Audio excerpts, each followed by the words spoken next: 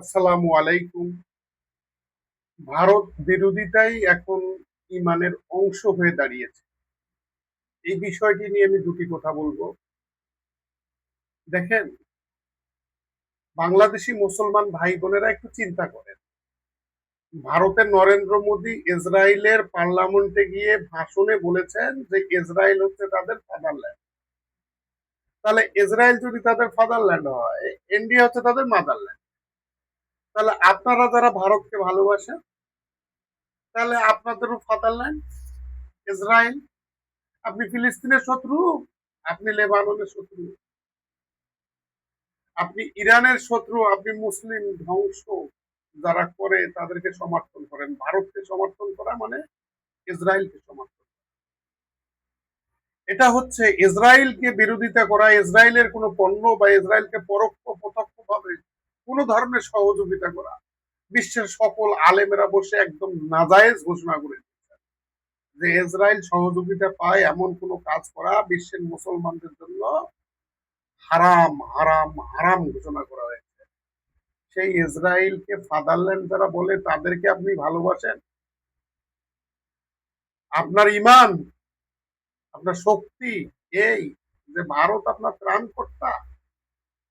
আপনি একবারও চিন্তা করেন না যে স্বাধীনতার পর থেকে এই বাংলাদেশে সব থেকে বেশি সহযোগিতা করেছে বিভিন্ন ত্রাণ অনুদান, নিজে ব্যবসা করেছে, কষ্ট করে পরিশ্রম করছে জাপান।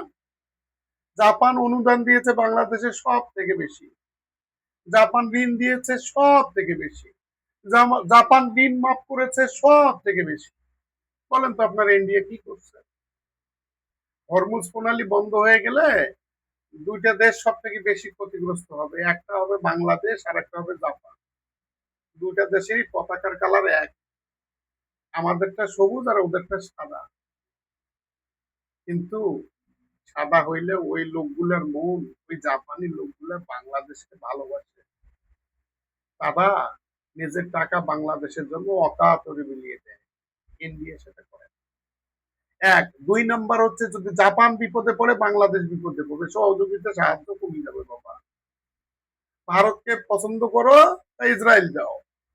আর যদি তুমি মনে করো যে না তুমি খুব ইমানদার, তাহলে আমাকে একটা প্রশ্নের উত্তর দাও। বাবা, ভারত প্রেমিকেরা, আল্লাহ রসুল বলে গেল যে যেখানে অন্যায় হয় সেখানে সরাসরি হাত দিয়ে প্রতিবাদ করো, ক্ষমতা না থাকে মুখ দিয়ে বলো কথা, সেটাও যদি ক্ষমতা না থাকে অন্তর দিয়ে ঘেন্না করো।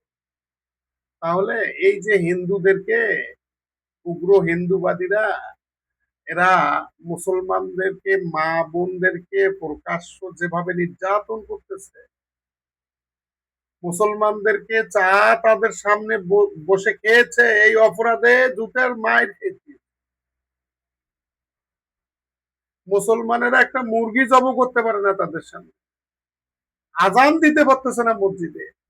তাহলে আপনি প্রতিবাদ করেন, যান, সেটা প্রতিবাদ করবেন না। প্রতিবাদ না করেন, মুখ দিয়ে করেন, সেটাও করবেন না। তাই অন্তর দিয়ে ঘেন্না করবেন না?